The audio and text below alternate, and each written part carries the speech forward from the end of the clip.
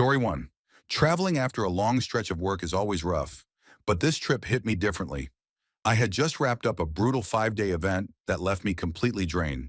By the time it ended, I had maybe 10 hours of sleep spread across the entire week.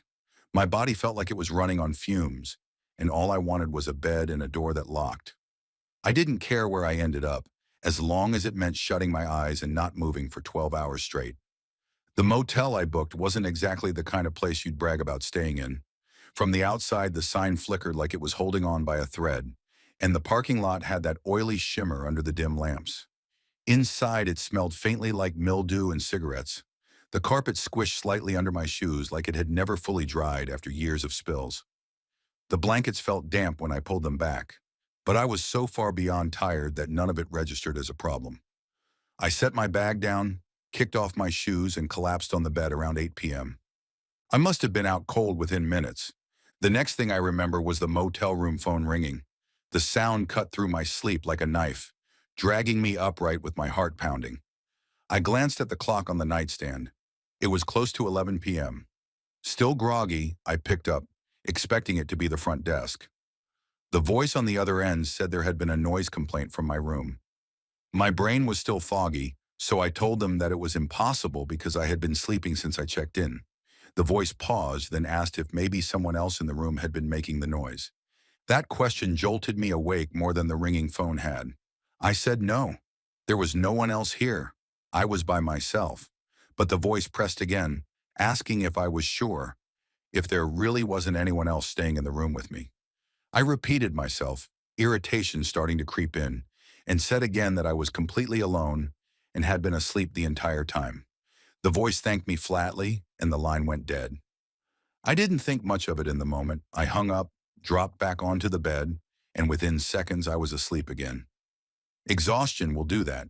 It erases the ability to question things right away. The morning was different. When I woke up with a clearer head, the memory of the call sat heavy in my chest. I replayed it step by step, and the whole thing felt wrong.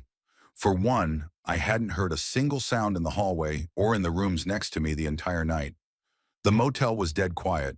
No TVs bleeding through the walls, no footsteps outside, no doors opening or closing. If there really had been a complaint, I should have at least heard something that explained it. Then there was the way the caller kept insisting on whether I was alone. Why would motel staff need to ask that 3 different times?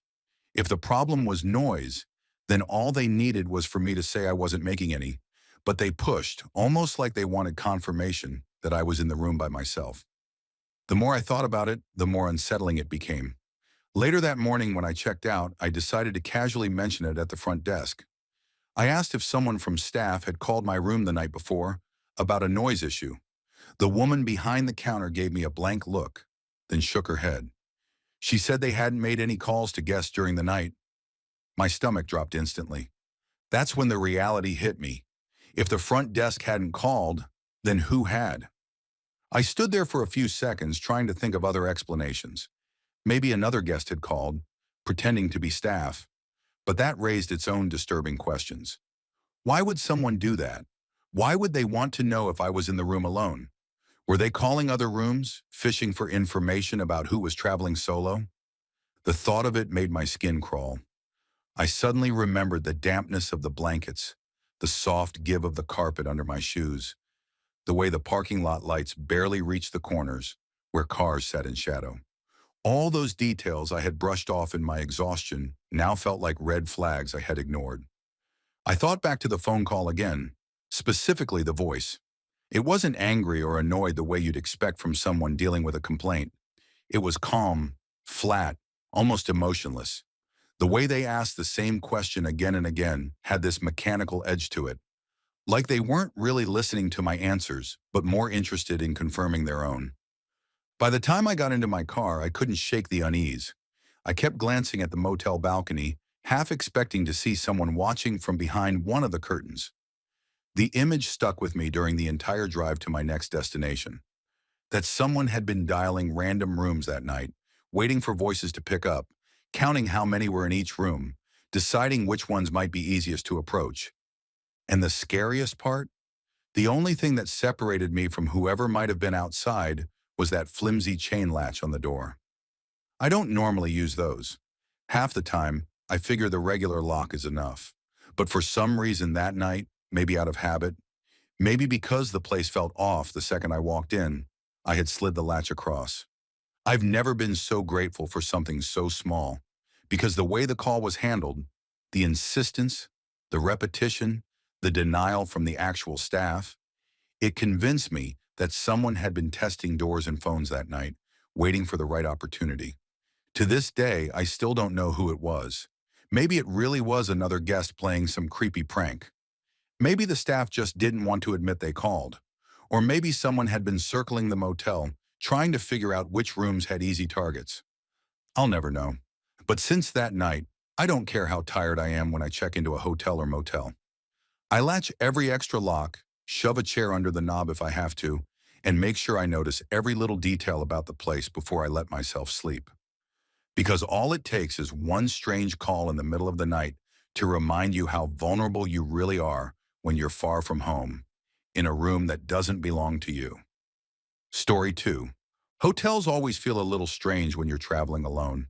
No matter how clean or modern the place is, there's something off about sleeping in a bed that hundreds of strangers have used before you. The walls never feel like they keep much out, and the silence is always heavier than at home.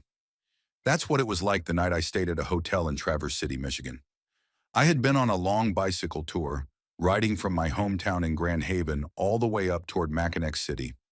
By the time I checked in, I was worn out, sunburned, and ready to crash. The place wasn't fancy, just a chain hotel, the kind you barely notice when you're driving by. The evening went about as normal as you'd expect. I showered, flipped through some channels, and killed time on my iPad. Eventually, I turned off the TV, pulled the curtains shut, and settled in for the night. That's when things got strange. At first, it was just the usual travel anxiety. I thought I heard the hum of a fridge that wasn't there, or the faintest knock in the pipes. Nothing major. But then, while I was lying there in the dark, I saw a flash. Not the glow of headlights passing outside or the faint blue of a phone screen. This was a blinding, electric blue burst that lit up the entire room like lightning. But there was no storm. The curtains had been pulled tight, and there was no chance of outside light slipping through.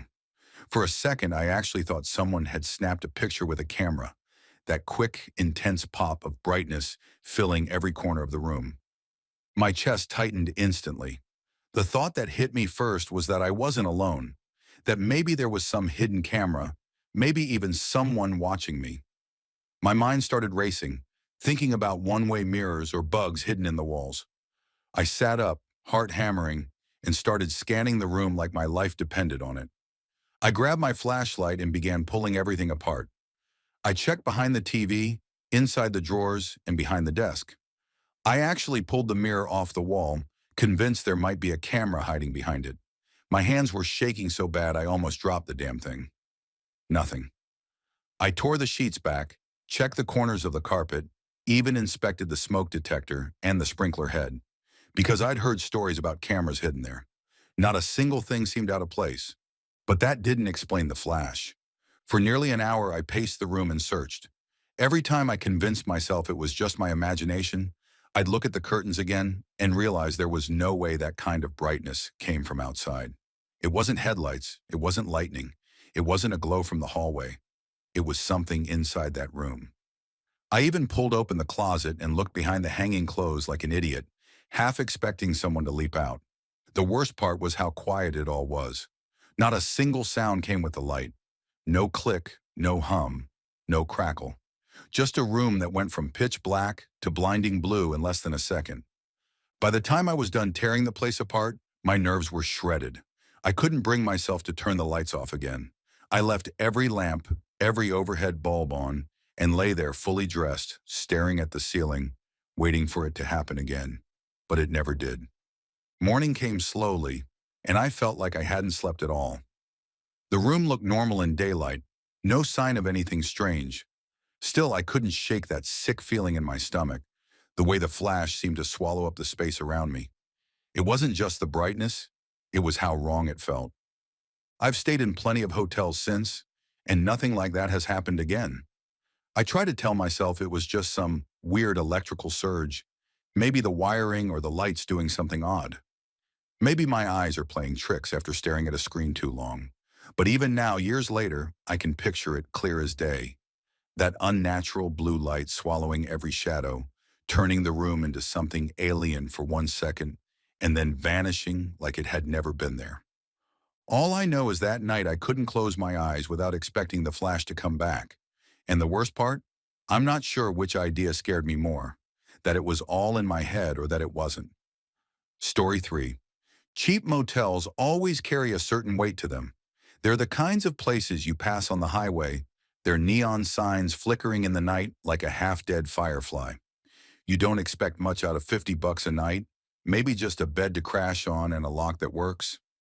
When I pulled into Garden City, just outside Savannah, I was already exhausted. I told myself I'd take anything at that point.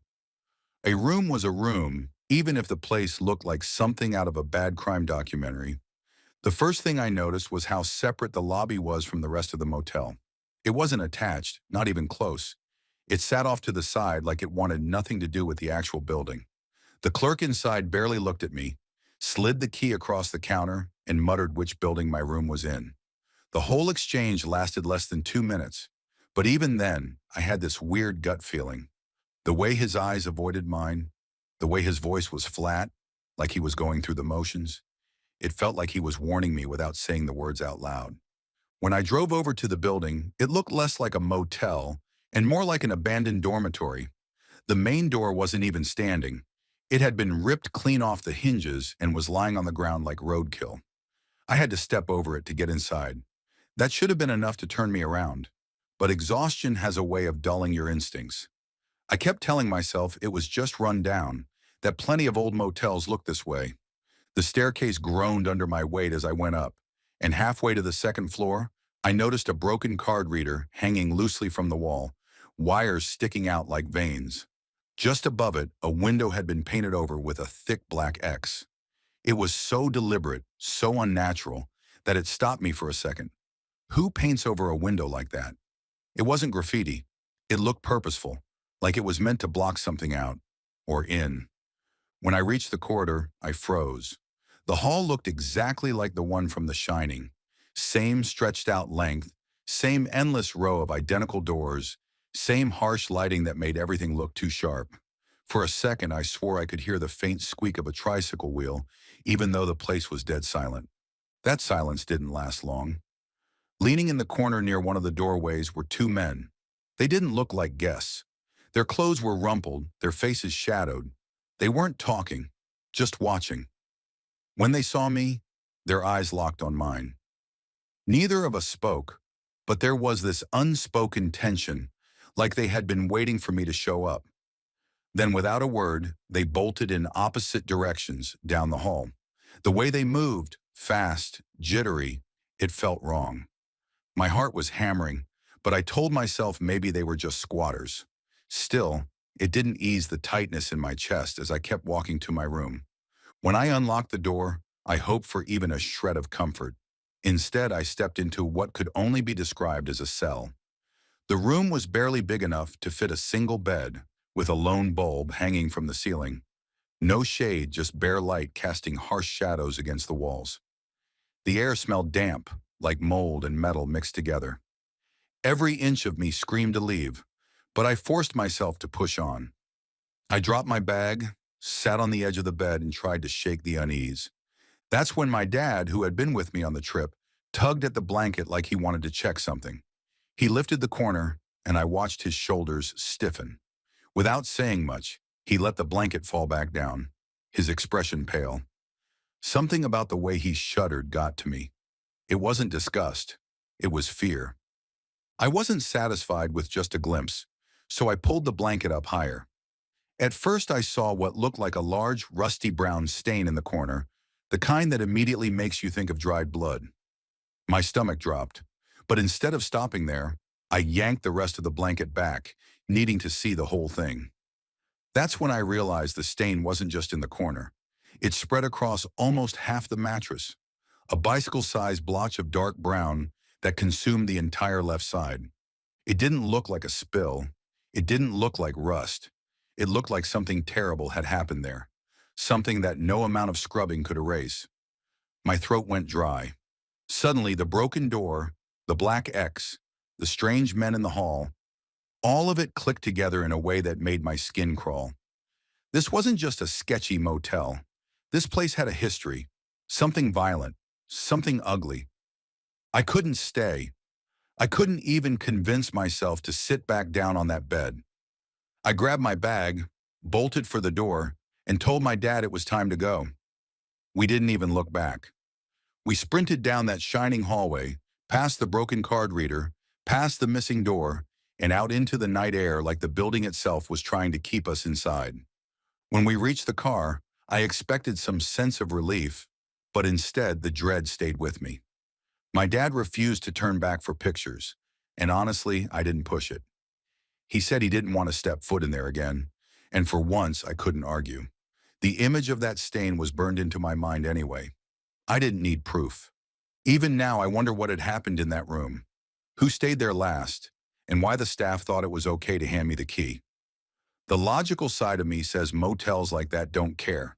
They'll flip a mattress, throw on a blanket, and keep charging $50 a night to whoever is desperate enough.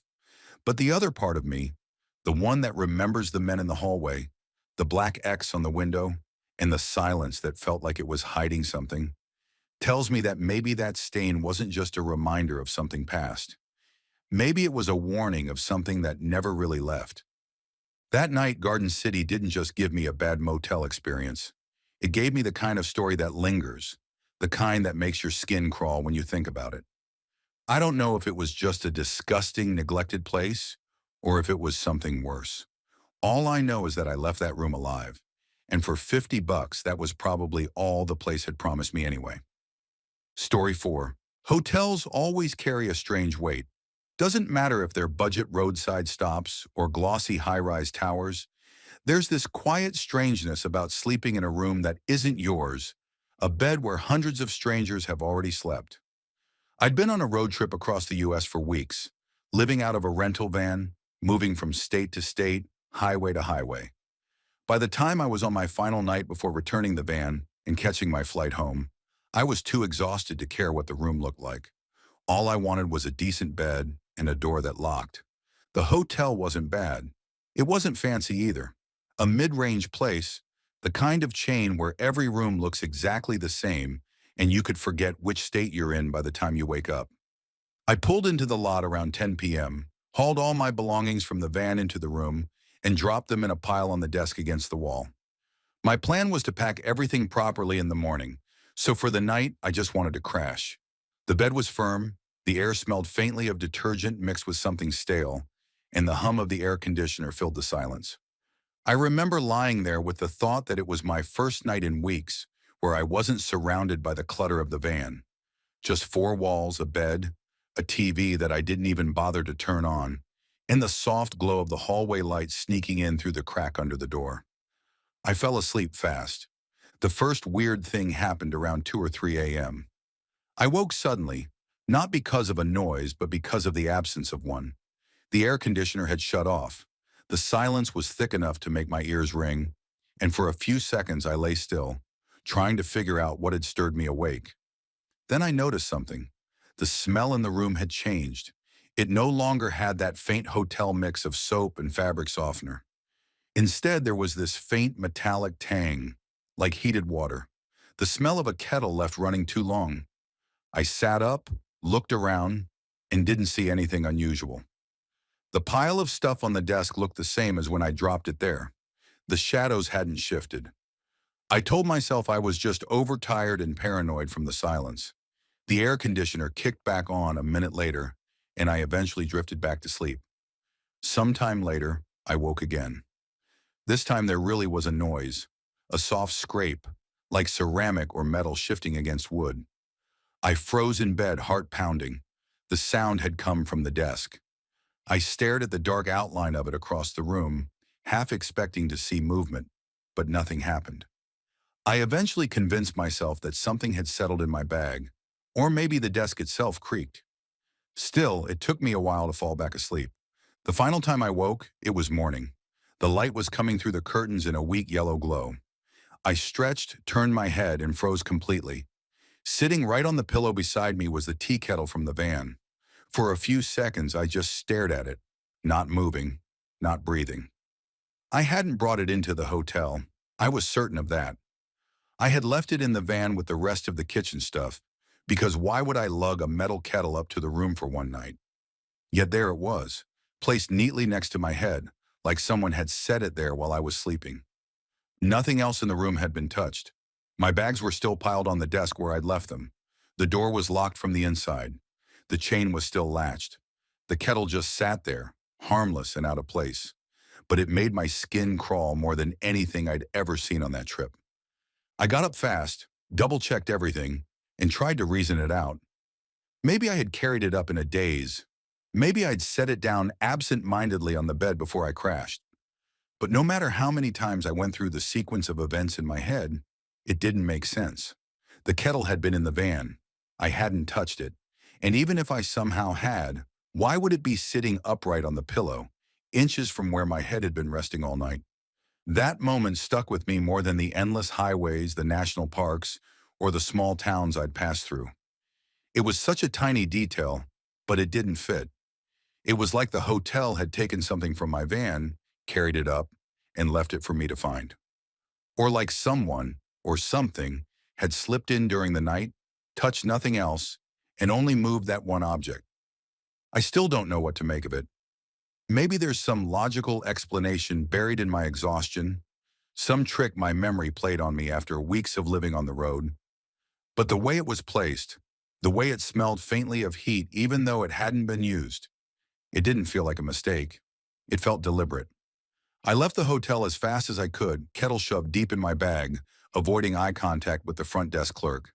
The whole drive to return the van, I kept glancing at it in the passenger seat, half expecting it to shift on its own. It didn't, of course. It just sat there, ordinary as ever, but I couldn't shake the feeling that it didn't belong to me anymore. Years later, I still think about that night. Not the trip, not the sights I saw, but that hotel room and that kettle sitting beside my head. It wasn't dramatic. It wasn't violent. It was just wrong in a way that made my skin crawl. And no matter how I try to explain it away, I've never been able to shake the thought that something in that room had been watching me sleep. Story 5. Traveling wears you down in ways you don't notice until you finally stop moving.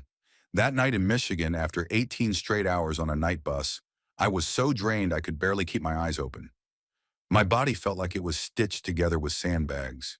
I just wanted a shower, a real bed, and something hot to eat. When I checked into the hotel, I remember thinking the place looked normal enough, though the lobby had this strange, faded quality, like a stage set that had been left up too long. The first thing that threw me off was the reception staff. There were two young guys behind the counter, and they barely blinked the entire time I stood there signing papers.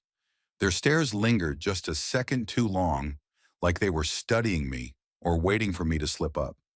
At first, I brushed it off as me being paranoid or exhausted. I told myself maybe it was just cultural differences, or they were curious about me. But even as I grabbed the room key and headed upstairs, I could feel their eyes following me. By the time I got to the room, it was just past 9 in the evening. The city outside was still alive. Muffled horns, distant shouts, the occasional bark of a stray dog.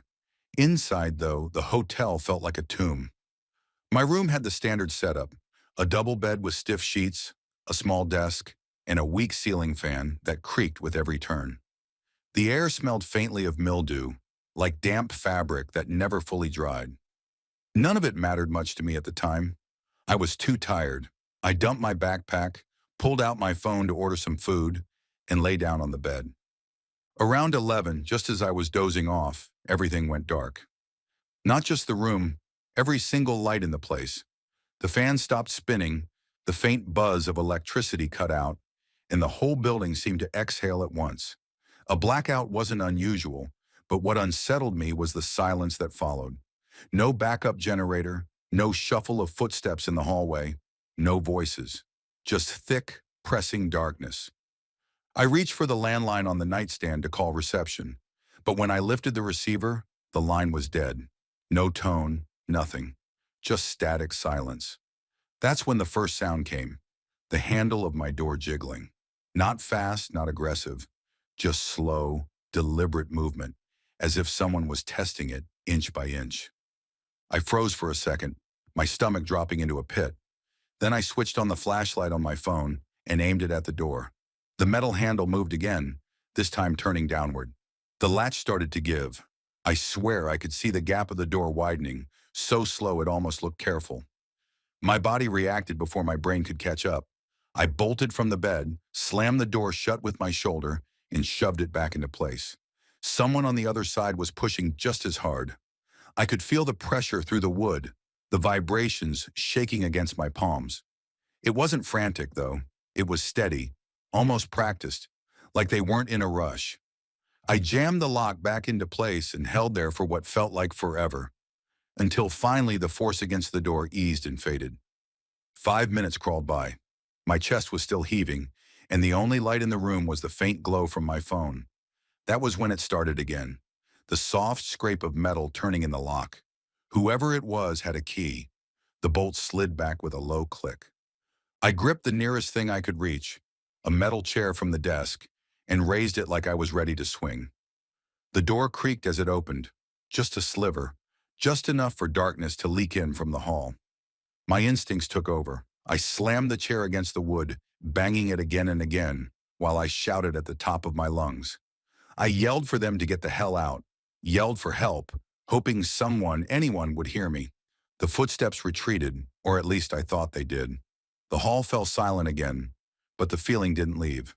It was the kind of silence that wasn't empty, but crowded, like someone was still out there, just waiting. I tried calling the police with my phone, and eventually, after stumbling through bad reception and language barriers, someone came. 2 officers showed up around midnight, shining flashlights through the hallways like they were doing me a favor. They shrugged when I explained what happened, almost as if I was wasting their time. They walked the floor, checked the locks, then told me it was probably nothing. They didn't even bother speaking to the reception staff. When I pressed, one of them muttered something about power cuts and drunks, then left. That left me alone in that room for the rest of the night. Sleep was impossible. Every creak of the ceiling fan, every thud of footsteps outside, every faint voice from the street below sounded like it was happening just outside my door.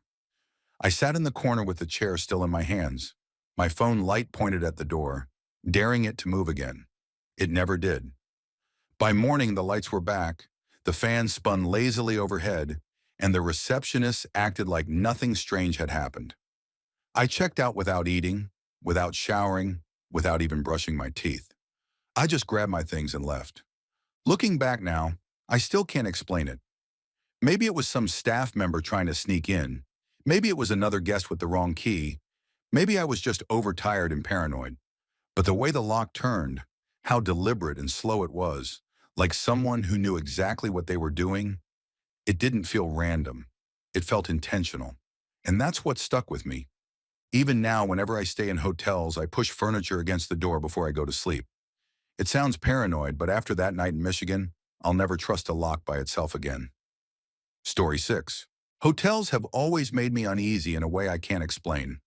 Maybe it's the way every room looks almost the same, like hundreds of strangers have lived out pieces of their lives in the exact space you're stepping into. Maybe it's the long, quiet hallways that feel like they go on forever, with carpets that mute your footsteps too well.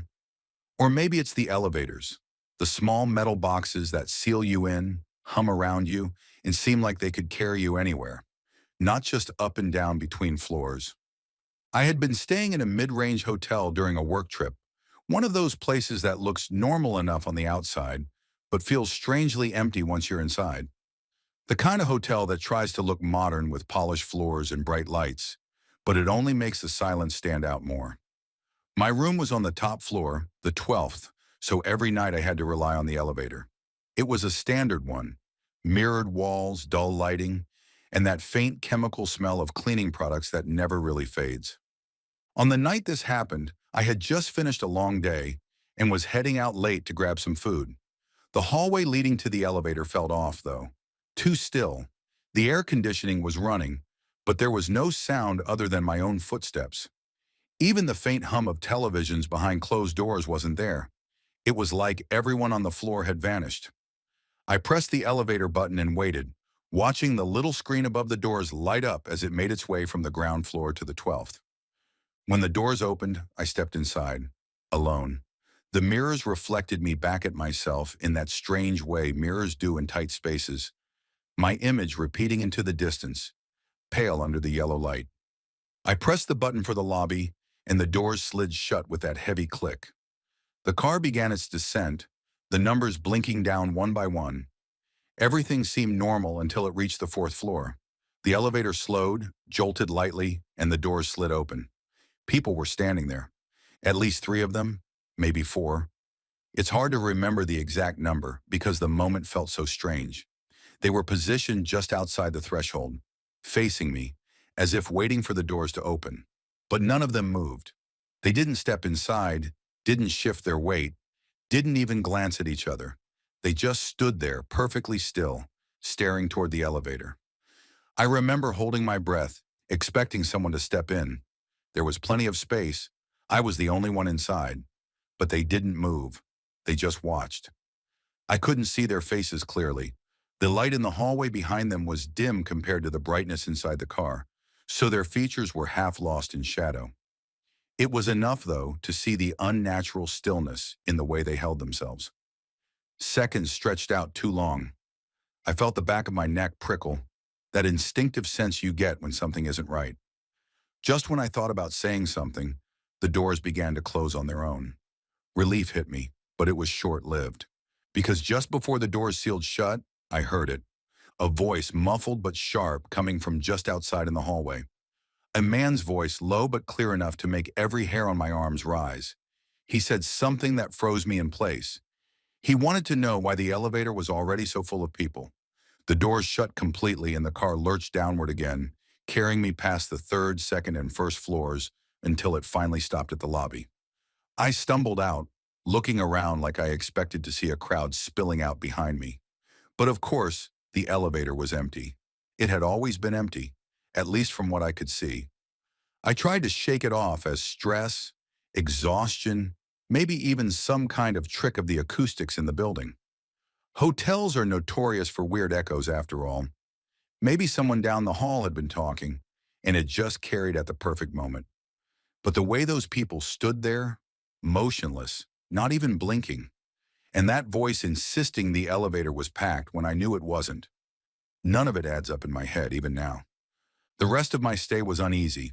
I avoided the elevator when I could, taking the stairs more often than not, even though 12 floors was brutal. Anytime I had no choice but to use it, I'd hold my breath whenever it slowed, terrified it would stop again on the fourth. I didn't see anyone after that night, though. The fourth floor always passed in silence, the doors staying closed like nothing had ever happened. I still think about that moment sometimes when I travel for work. It's easy to tell myself I imagined it, that maybe fatigue and the eerie stillness of that hotel play tricks on my mind. But deep down, I know what I saw. I know how wrong it felt when those people stood there, unmoving, their shadows stretching into the hallway. And I know what I heard, the words that suggested something was standing beside me in that tiny elevator, something I couldn't see, something the others could. Even now, years later, I can't stand in a hotel elevator without glancing into the mirrors and wondering if there's someone behind me I can't see. Story 7. Old hotels always carry a certain kind of silence during the downtime between lunch and dinner. It isn't the calm you find at home, where silence feels safe. It's heavier, stretched out across the halls and empty lounges, like the building itself is holding its breath. Not a traveler, but a worker. The place where I worked was one of those hotels that leaned hard into its history, the kind with brass fixtures, polished every morning, and framed photographs of carriages hanging crookedly on the walls. Guests loved the charm, but staff whispered about the darker parts of that history when management wasn't around. I'd heard the same story more than once, always told with that careful mix of humor and unease. An old woman who had supposedly hanged herself in one of the upper rooms when the building was still a coaching inn. The guests called her the Woman in Gray. Some swore they'd seen her drifting past stairwells or sitting on the end of their beds. I never gave it much thought, chalking it up to overactive imaginations, old pipes, and the creaks of a building long past its prime. But there's one day I can't explain away, no matter how many times I try. It was late afternoon, the lull before evening service. Most of the staff were either on break or prepping. I was one of the waiters, and another staff member mentioned that a new set of guests had just arrived. They asked me to take a bottle of claret up to their room, along with glasses, as a kind of courtesy before dinner. It wasn't unusual. We often did little touches like that for people who'd booked the pricier rooms. I grabbed a tray, laid out the glasses, opened the bottle, and headed out through the back of the restaurant, across the courtyard that connected to the main building. Two older women were unloading their car in the courtyard, chatting between themselves, and I passed them with a nod before stepping into the hotel proper. Inside, it was exactly as it always was during the downtime. Dead quiet. No other guests wandering around, no staff moving through the corridors. Just me, the tray, and the faint hum of the ancient lights. The hallway stretched ahead, carpet muted from decades of footsteps, wallpaper curling in spots no matter how many times it was redone. I turned into the corridor that led toward the bedrooms, already picturing the layout of the room where I was supposed to leave the wine. That's when I saw it, or rather saw her. At first I thought it was a guest who had gotten lost or decided to stretch their legs before settling in. But then the details clicked, one by one, and my whole body stiffened. It was a figure moving slowly down the corridor, facing away from me. The dress was the first thing that struck me. It wasn't modern. It was old, faded, like something out of a Victorian photograph. Layers of fabric dragged across the carpet, muted shades of gray and brown, and the style was wrong for anything you'd see in a shop. Then came the part that froze me in place. There was no head. The figure shuffled forward in silence, every movement soundless, like the weight of her steps didn't belong to the floor she walked on. The space where her head should have been was nothing, just empty air above the old dress, as though it had been erased. My mind scrambled for explanations. Maybe it was a trick of the light. Maybe I was seeing shadows where I shouldn't. But the figure kept moving, steady, unhurried, gliding away from me down the hall. The silence made it worse. No rustle of fabric, no footsteps, just the faint buzz of the lights overhead. The tray in my hand suddenly felt too heavy, the bottle rattling against the glasses as my arms trembled. Every instinct told me to run, to bolt back through the courtyard and never look over my shoulder. But some strange pull kept me frozen, watching, heart hammering against my ribs so hard I thought it would echo down the hall. I blinked, and for a second, it almost looked like the figure flickered. One moment it was further down the corridor, the next it was closer to the corner where the hallway bent. The dress swayed faintly, but it didn't match the movements. Like the figure wasn't really walking, but being dragged along by some invisible thread. I thought about the stories I'd been told. The woman in gray, the hanging, the guests who claimed to see her. My mind kept circling back to the fact that I knew, for certain, there was no one else in the building at that moment. The only guests had just arrived and were still outside. The only staff inside were in the kitchen or taking their breaks. That hallway should have been empty. I forced myself to move forward, slow steps that didn't feel like they belonged to me. My whole body was trembling, but I kept my eyes fixed on where the figure had gone. When I reached the corner, the corridor was empty. Nothing but walls, doors, and the distant creak of the old building settling. No dress, no figure, no sign that anyone had been there at all. I stood there for a long time, gripping the tray so hard my knuckles ached. My mind tried to rationalize it. It had to be a trick of the light. Or maybe I'd caught my reflection warped in the old glass panels along the wall. But I couldn't shake the memory of the missing head, of the way the dress had looked too solid to be an illusion, of the way my chest had tightened as though my body knew what my brain refused to accept. Eventually, I forced myself to finish the task. I left the bottle and glasses in the guest room, set the tray down with shaking hands, and practically sprinted back down the stairs into the safety of the restaurant. I didn't tell anyone at first. It sounded insane, and I didn't want to be the guy who claimed he'd seen the ghost everyone joked about. But later, when one of the older staff casually brought up the story of the woman in gray again, I couldn't laugh it off like before. They said she was always described the same way: a faded dress, moving without sound, and sometimes, depending on who was telling it, without a head. The way they said it made my stomach sink, because I hadn't told anyone the detail about the missing head. It lined up too perfectly. I've worked plenty more shifts at that hotel since then, and nothing like it has happened again. But I can't walk that corridor without feeling the hairs on the back of my neck rise.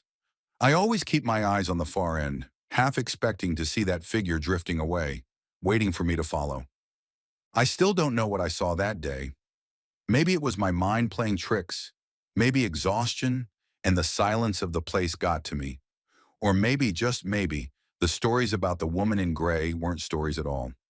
All I know is that in that moment, with the claret bottle rattling against the glasses and the soundless figure gliding away from me, it felt more real than anything else I've ever experienced. Story 8.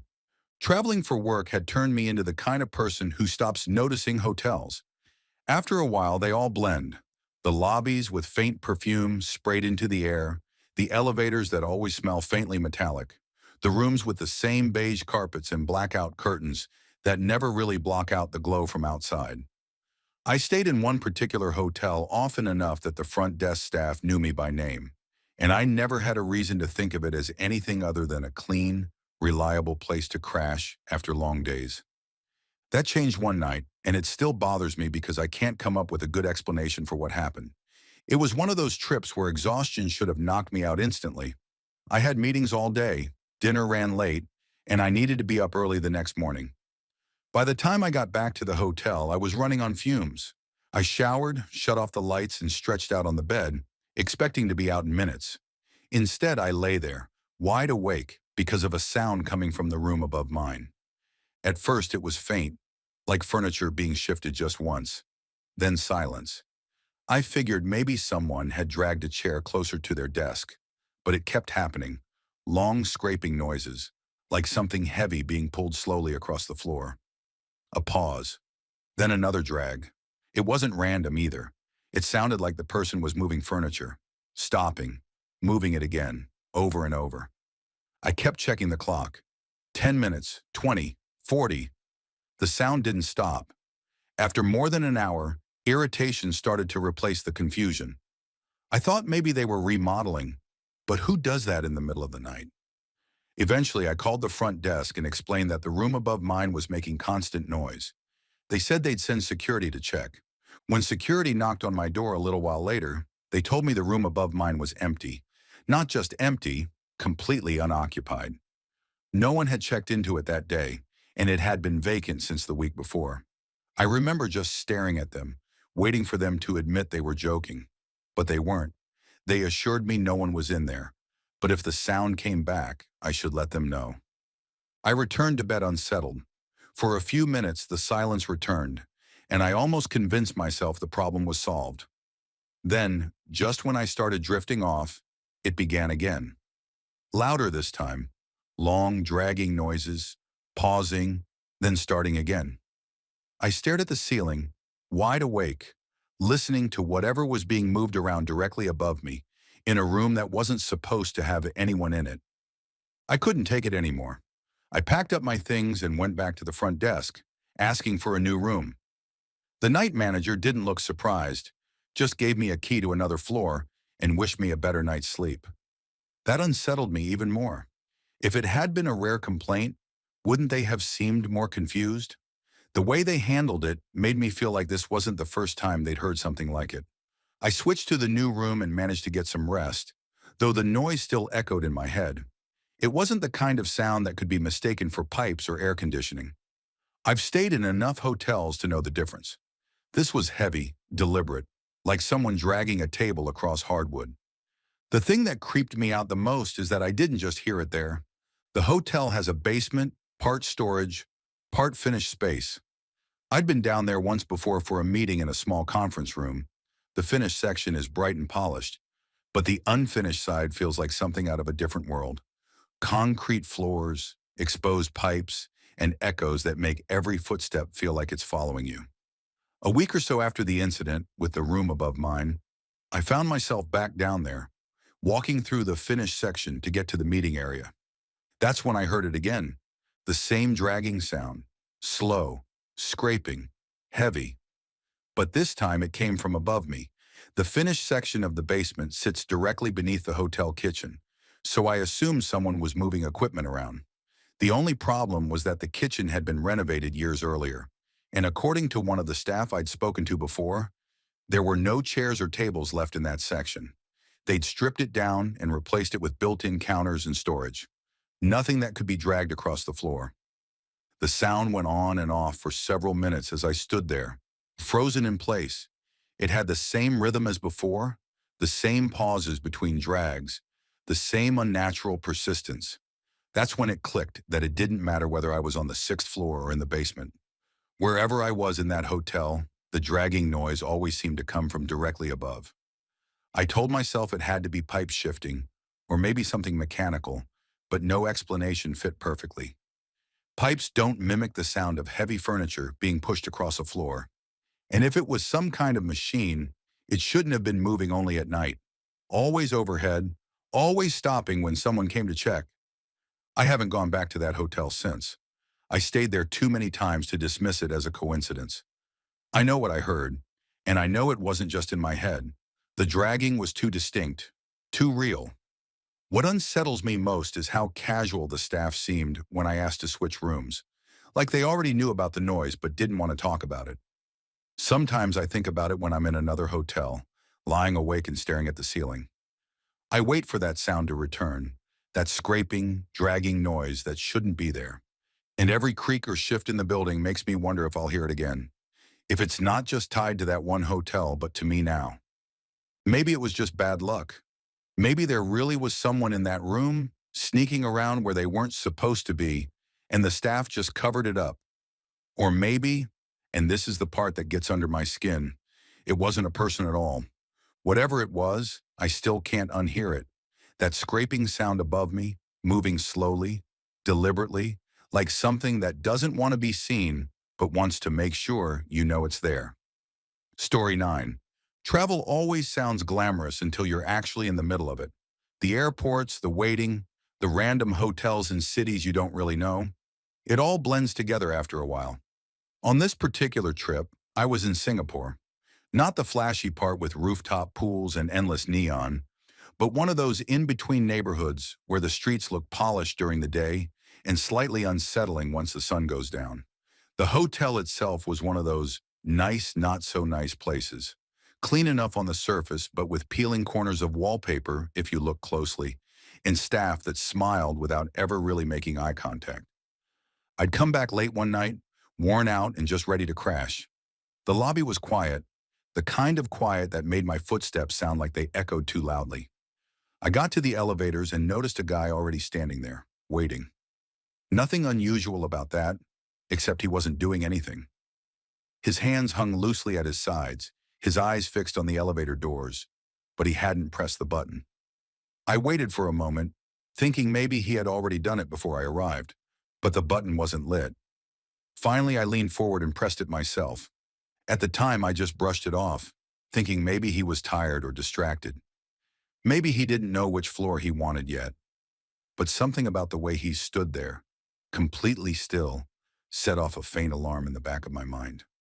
I told myself not to overthink it. Travel makes you paranoid sometimes. The elevator came, and we both stepped inside. That's when I noticed it again. He didn't press a button.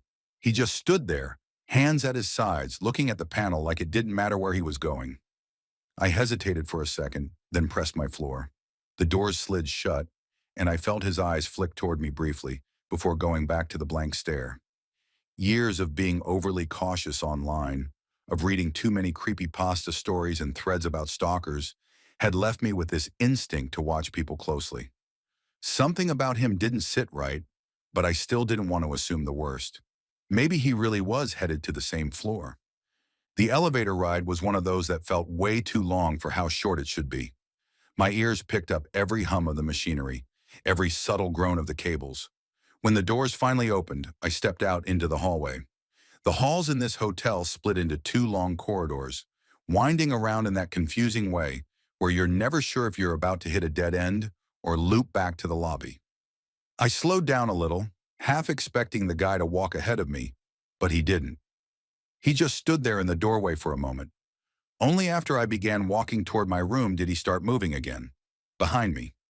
That's when the warning bells in my head really started going off. My chest tightened, and my legs felt both heavy and shaky at the same time. I walked at a steady pace, not wanting to show any panic, but inside I was screaming at myself. This might actually be how I die. Some random guy in a half-empty hotel in a strange city. The halls twisted and turned. Every time I glanced back casually, he was still there. Not too close, but close enough to match my steps. I couldn't hear his shoes against the carpet, but I could feel him following. It was like a shadow had broken free from my body and taken on its own form. When I reached the stretch near my room, instinct stopped me cold. If I opened the door with him right there, I'd be trapped. No way out except back into the hallway where he'd be waiting. So I kept walking. I passed my room without slowing, took a sharp turn down a side corridor, and pretended like I had made a mistake. My heart was racing, and every hair on my arm stood on end. Sure enough, he followed. At that point, my skin crawled so badly I thought I might actually vomit. There was no more pretending it was a coincidence. He wasn't just heading to the same floor or wandering aimlessly. He was trailing me deliberately. I turned again, this time a bit too quickly, trying to make it look casual but failing. My brain scrambled for options. I could yell, I could run, but all I wanted was to get behind a locked door. I backtracked fast, acting like I had realized I was going the wrong way. My pulse pounded in my ears as I reached my room. Hands shaking, I slid the keycard, pushed inside, and slammed the door shut behind me. I barely had time to throw the lock before I heard him shout something down the hall. His voice wasn't muffled or distant. It was right there, as if he had been just a few steps away when I darted in. I couldn't make out the exact words, but the tone carried this sharp edge, like anger mixed with frustration, as if I had somehow wronged him by not letting the game play out. For the rest of the night, I didn't move. I didn't even dare peek through the peephole. Every creak of the floor above me, every thud of pipes in the walls made me flinch. I sat there listening, waiting for footsteps outside my door, waiting for a knock, waiting for him to try the handle. Nothing came, but I couldn't shake the feeling he was still out there. When morning finally came, I opened the door carefully, scanning the hallway. It looked completely normal. Housekeeping carts rolled by, and a couple of guests walked past in business suits. There was no sign of him, no proof that anything had happened at all. Part of me wanted to tell the front desk, but what would I say? That some guy didn't push a button in the elevator, walked behind me, and then yelled when I went into my room? They would have nodded politely, maybe checked the cameras, and that would have been the end of it. Nothing illegal had happened. Maybe he had been drunk, or confused, or staying a few doors down. But I'll never forget the way it felt in that hallway. The silence stretched thin, the sound of my own heartbeat louder than my footsteps, the weight of someone just a little too close. Whether he was some random creep or whether something stranger was going on in that hotel, I'll never know. All I know is that I didn't step out of that room until the sun was up. And even then, I left the hotel with the same thought looping in my head. If I had gone into my room when I first reached it, I might not have walked out the next morning. Story 10. Staying in old hotels has always made me uneasy. They look impressive from the outside, but once you're in, the charm wears thin, and you notice the peeling wallpaper, the antique fixtures that don't quite work, and the way the halls carry sound longer than they should. When I booked a room at the Hotel Colorado in Glenwood Springs back in the early 90s, I had no idea how much of that uneasiness would stay with me. Locals whispered about haunting, staff warned me about strange things in certain areas, and other guests talked about basements and rooms that weren't supposed to be open. I thought they were just trying to sell me on the folklore. But toward the end of my stay, two things happened that left me convinced that the building carried something darker than just old history. The first incident was the one that really shook me. I'd had a long day out, came back late, and found myself wandering the hotel after dinner. I wasn't tired enough to crash yet, so I started exploring. The Hotel Colorado is massive and full of odd corners, and one hallway led me past a kitchen area. It was mostly quiet, clearly after hours, but a side room off the main galley caught my attention. It was one of those tucked-away spaces that felt wrong to walk into, like a place meant to be forgotten. The ceilings were high, the equipment looked like it belonged in a museum, and everything smelled faintly of old grease and metal. I only stepped in because I saw this massive pot sitting out, one of those oversized things you'd use to cook for a whole crowd. It looked like someone had just cleaned it, and out of curiosity, I walked in to take a closer look. Above me was one of those old-school pot racks, heavy hooks big enough to hang slabs of meat. I picked the pot up, hooked it properly, and stepped back to leave. It seemed secure enough. Those hooks were deep. No way something could slide off without being lifted. I wandered out, flicked off a couple of lights on my way back toward the lobby, and was just about to head outside for some air when the whole hotel seemed to explode. A metallic crash rolled through the kitchen like a cannon had gone off, echoing so loud that I nearly jumped out of my skin. My first thought was that someone else was in there. My second thought was that I didn't want to find out. But curiosity has a way of overriding fear, and after standing frozen in the hallway for a minute, I turned back. I wasn't armed with anything except my nerves, so I grabbed the nearest thing I could find, a broom propped against the wall, and held it like it would somehow protect me. I crept through the galley, every shadow making me twitch, until I reached the little side kitchen again. That giant pot I had just hung was now lying flat on the floor. Not slid, not halfway off, but completely detached from the hook, resting in the middle of the tiles. I stared at it for what felt like forever. The hook above was untouched, steady, like nothing had ever been there. I bent down, picked the pot up again, and tried to hang it back. I tested the hook, tugged at it, made sure it was solid. It was secure. It was so secure that I couldn't picture it falling, let alone slamming down with enough force to echo through the entire kitchen. Every hair on my arms was standing on end, but I told myself maybe it hadn't been balanced right the first time. Maybe I'd misjudged the weight. I didn't believe it, but it was the only explanation I could cling to. I hung it again, this time on the opposite side of the rack, and practically bolted out of there. The creepiest part came after. As I stepped out the back door into the parking lot, I locked it behind me and felt a rush of relief. Then just as I turned to leave, I heard it again. A muffled crash from the other side of that locked door. The distinct ring of metal against tile. The exact same sound of a pot hitting the ground. My blood ran cold. There was no one in there. I'd locked it myself, and yet something or someone had managed to make that pot fall again. The parking lot was pitch dark, the hotel looming over me, and I didn't need a second invitation. I headed straight for my room, shut the door, and sat awake most of the night staring at the ceiling. It wasn't until I finally crawled into bed that the last detail hit me. I had booked breakfast for the next morning in that very dining hall, which meant I'd have to walk right past that kitchen again. The next day, everything looked normal. The staff went about their routines, no one mentioned any disturbances, and the pot was nowhere in sight. I wanted to ask about it, to see if anyone else had heard the noise, but I kept my mouth shut. Part of me didn't want to sound crazy, and another part of me didn't want to hear an answer I couldn't explain away. I don't know what really happened in that kitchen. Maybe there was a logical reason, some trick of balance or vibration in the floorboards. Or maybe the stories about the hotel weren't just for tourists. All I know is I couldn't shake the sound of that crash, or the way it followed me into the parking lot, even after I'd locked the door. It was enough for me to cut my trip short. I left a day early, checked out without looking back, and I've never stayed in the Hotel Colorado again.